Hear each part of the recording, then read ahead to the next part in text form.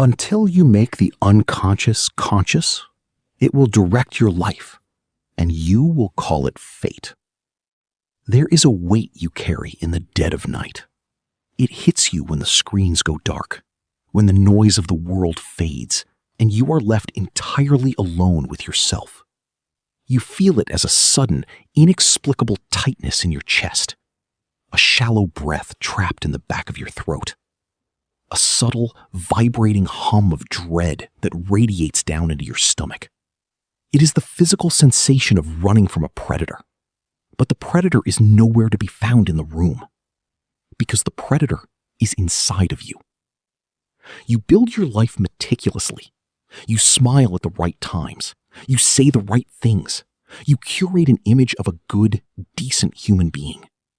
But then, the cracks appear. Why do you self-sabotage the exact moment things start going well? Why do you find yourself repeating the same destructive patterns, falling into the same inescapable voids year after agonizing year? You blame your circumstances. You blame a universe that seems uniquely designed to punish you. But what if the architect of your suffering is the very part of your mind you refuse to look at? What if the lock on your prison cell was forged by your own hands? Imagine a man sitting alone in a dimly lit study. The year is 1913. Outside, the world is marching toward the mechanical slaughter of the First World War. But inside this room, a different kind of war is raging. The man is a respected psychiatrist, a pillar of polite society, a man of science and reason. His name is Carl Jung. But beneath his tailored suits and his academic prestige, Jung's mind is shattering. He is experiencing apocalyptic visions, hearing voices, seeing rivers of blood flooding the landscape of his imagination. To the world, he is slipping into the abyss of madness. But Jung makes a terrifying, unprecedented choice. Instead of running from the madness, he leans into it. He realizes that to understand the human soul, he cannot just study the polished, civilized surface. He must willingly descend into his own personal hell. For years, he confronts the grotesque, violent, and terrifying figures that live in his imagination. And through this harrowing descent, he discovers the most uncomfortable truth of human existence, a truth that politely smiling society spends billions of dollars to avoid. He discovers the shadow, and he realizes that civilized man is a dangerous, fragile myth. The psychological mechanism of the shadow is the ultimate master of your destiny. To understand it, you must look back to the moment you were born. When you entered this world, you were whole. You were a complete sphere of human potential, capable of immense love, but also immense rage. You were wild. But society cannot tolerate the wild. And so, the pruning began. Your parents, your teachers, your culture, they handed you an invisible psychological knife. They told you, good children do not get angry. Civilized citizens do not have dark, twisted desires. And because your survival depended on their approval, you took that knife and you began to carve away pieces of yourself. You took your aggression, your lust, your jealousy, your desire for raw power, and you shoved them into a psychological basement. You locked the heavy door, and you threw away the key. What was left over? The polite, agreeable, harmless fragment of your true self is the mask you wear to survive the social world.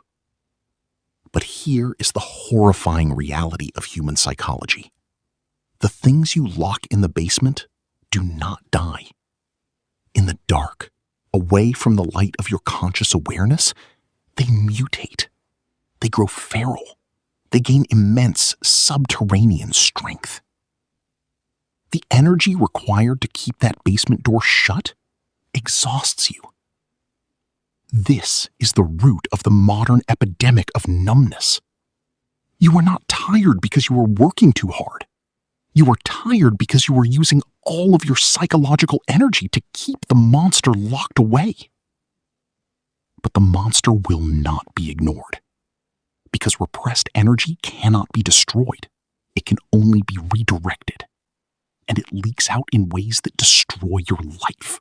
Have you ever wondered why you feel an irrational, boiling hatred toward a specific stranger? Someone whose arrogance or laziness or vanity makes your blood run cold. This is the mechanism of projection. When you refuse to face the darkness within yourself, your mind projects it onto the external world, like a movie projector.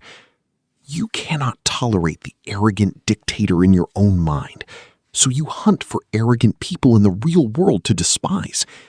You crusade against the sinners, blind to the reality that you are hunting your own reflection.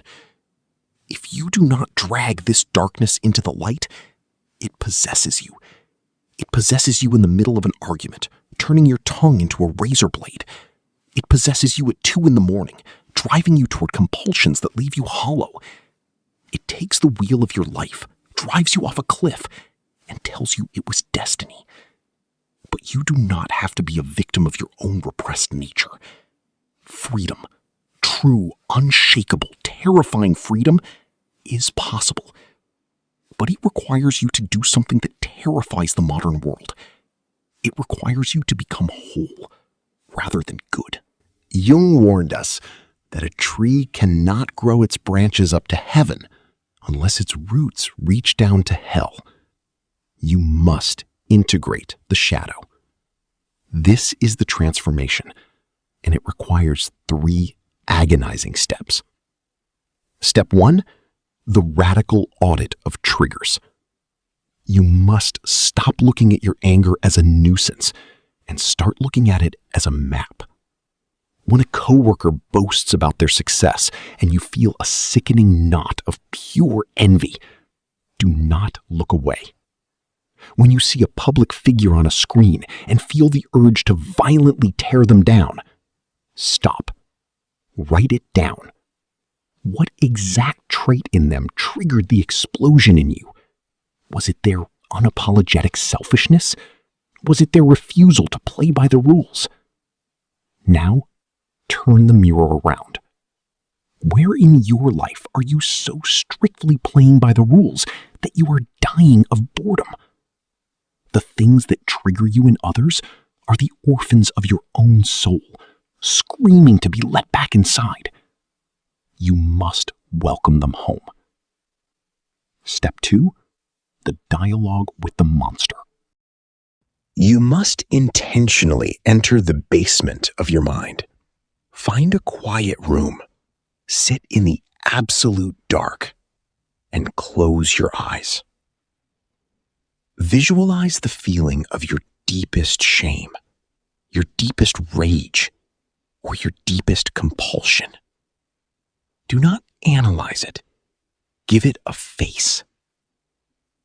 If your depression or your rage were a creature sitting across from you right now, what would it look like? Is it a wounded animal or a terrifying demonic figure? Look this figment of your unconscious in the eyes and ask it one question. Why are you doing this to me? And then listen. Let the answer bubble up from the dark waters of your mind. Your rage might tell you it is protecting you from being a victim again. Your addiction might tell you it is the only way it knows how to keep you from shattering under the pressure of your fake life. Do not judge the monster. Negotiate with it. Thank it for trying to help you survive, but tell it that you are the captain of the ship now. You must make the monster your ally because you need its strength. Step 3, the integration of the repressed energy. Awareness is nothing without action. You have found the darkness, you have spoken to it, now you must use it. Integration is the art of civilizing your savagery without destroying its power. If you have repressed your aggression your entire life to be the harmless peacekeeper, you must now weaponize that aggression. Not to harm others, but to draw terrifyingly strong boundaries. Next time someone disrespects you, you do not smile and swallow it. You channel the energy of the monster. You stand up straight, you look them dead in the eye, and you say no. If you have repressed your selfishness, you must start unapologetically taking time for your own ambitions. You take the heavy, dark lead of the shadow and you alchemize it into the gold of assertiveness and self-respect. You stop trying to be harmless. A harmless person is not a good person. A harmless person is just weak. A truly good person is someone who knows they have a monster inside them, who knows exactly what it is capable of, and who chooses to keep it under absolute conscious control. That is power. This is the great work of your life. It is a lonely, bloody, magnificent path, and most people will never walk it. Most people will spend their time on this planet playing a character written by their society. They will die without ever having met the person they actually are. They will float down the river of their own repressed desires, crashing into jagged rocks, blaming the river, blaming the sky. They will call it a cursed life. But you have the key to the basement. You can stop running. You can walk down those dark psychological stairs and face whatever is waiting for you in the pitch black. It will shatter the illusion of who you thought you were. But on the other side of that shattered illusion is the only real freedom that exists in this universe. The freedom to be terrifyingly, beautifully whole. So look into the dark. Own the monster. Take back the wheel. Because until you make the unconscious conscious, it will direct your life, and you will call it fate.